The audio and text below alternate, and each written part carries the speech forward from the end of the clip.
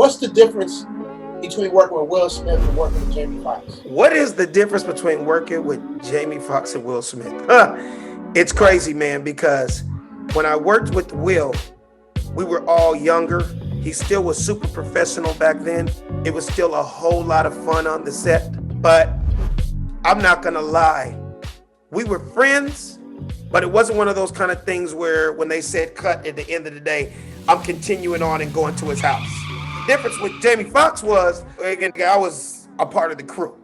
Like, again, when it said cut, again, we're now taking this back to the Playboy Mansion to have Freaky Friday and have the craziest parties of my life.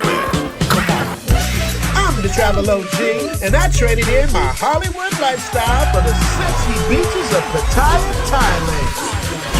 We're bringing you exclusive interviews, showing you what the golf courses are like, the caddies are like, what the homies like. Zoomtothailand with your man Richie Mac, the Travel O.G.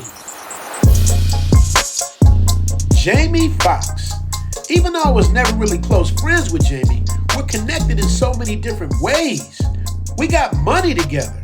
We both worked on the TV show Rock with Charles Dutton. I did voiceover work on his award-winning movie Ray, as well as Dreamgirls, and I'm still getting residuals to this day. But it goes even deeper than that. Bentley Evans, who executive produced and created the Jamie Foxx show, I helped give him his break in Hollywood. Shout out to Bentley. He'll tell you himself on an up-and-coming episode of Zoomtothailand. I was supposed to be on an episode or two of the Jamie Foxx show as well. Bent personally called me to guest star, but I was working on another TV show on the same dates. On top of that, Jamie and I also have several friends in common. People you might not know, and people you definitely know, like Chris Spencer, Nick Cannon, and today's guest, my partner, Alex Thomas. What's the difference between working with Will Smith and working with Jamie Foxx? When I worked with Will, we were all younger. He still was super professional back then. It was still a whole lot of fun on the set. But I'm not gonna lie, we were friends, but it wasn't one of those kind of things where when they said cut at the end of the day, I'm continuing on and going to his house.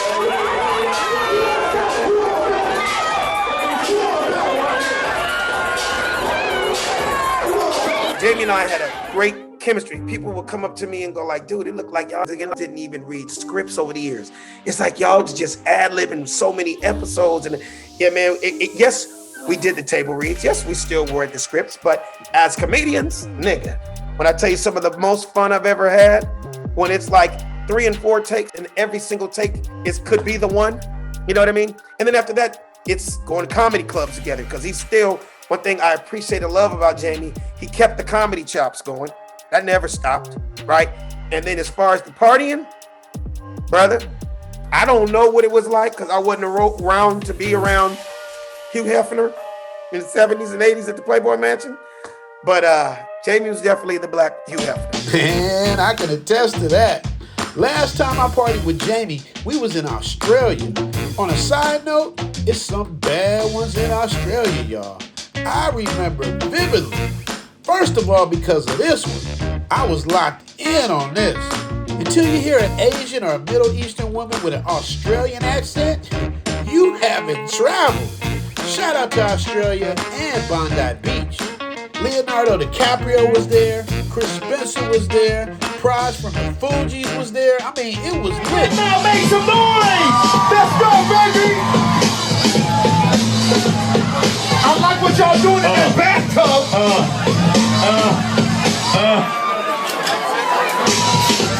They're having champagne showers in Australia. Oh my God! And the crazy part about it all was there was this rich billionaire named Jolo who was paying for everything. Y'all heard of him? It was New Year's Eve in Australia. I was on my friends and family program flying around the world, and it just so happened we were in Australia at the same time. Back to the billionaire. You might have heard of this guy. Jolo stole money to make the Wolf of Wall Street film. And for Jolo, this was a huge step into Hollywood, and he became a major figure. He would have these ideas like, I'm gonna experience New Year's twice. He went to Sydney on a 747 with a plane full of celebrities. They experienced it, and then they went back to Las Vegas, and they did it all again. I can't make this shit up. This really happened. After that night, the funding for Wolf of Wall Street was done. The club was popping. And when Jamie left the club went with him. And a fun fact about Jamie is the fact that Johnny Mac, who was on my show, Bagging. So Johnny Mac, tell me, why did you pick Miss Flame? I'm just trying to win $1,000. All right. I love you, Flame. You know, it's weird. You know, usually I'm the only man on stage with titties. Okay, all right. He filmed part of it at Jamie Foxx's house. Shout out to Johnny Mac for looking out on that. And last but not least, this fun fact that really gets you. Jamie had a party at his crib one night, and he was making omelets. To this day, those was the best omelets I ever had in my life. Shout out to Jamie. I don't have the inside connect like Alex did, so he can tell you better than I can. Jamie was definitely the black Hugh Hefner. And if he went to jail, I probably would have went down with him. They would.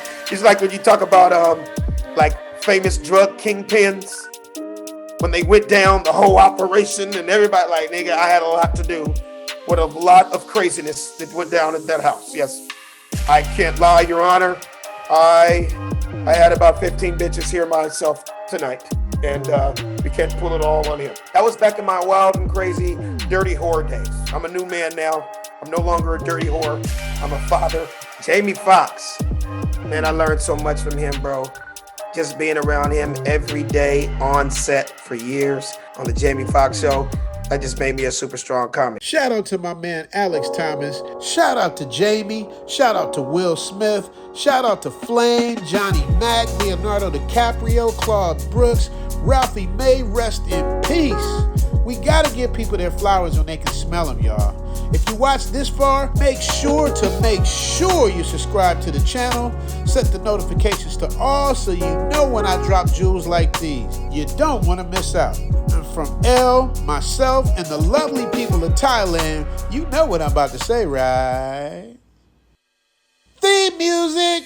Zoom to Thailand, hope you coming too. Richie Mac, Travel O.G with celebrity interviews. Get your passport, let's go. This is what you need for show. Brothers in Thailand and bikini babes at the beach. If you need more, he got it poppin'. Caddy of the day, we golfing. Really ain't a better option. Time to travel, like, subscribe, and leave a comment. Let's connect.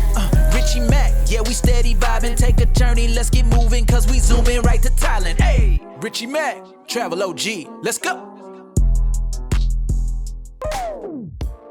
And if you haven't joined yet, you should also consider joining our Patreon, where I can show you the things I can't show you on YouTube, as well as discounts on merchandise, consultations, throwback DJ mixes I made for you to listen, drive, and work out to. And most important, by joining the Patreon, you'll be able to get in direct contact with the Travel O.G. You dig? Memberships start at $5 and you can cancel at any time. Oh yeah, and you might also want to join just to support your boy and keep the movement going. Appreciate y'all. Catch you on the next one.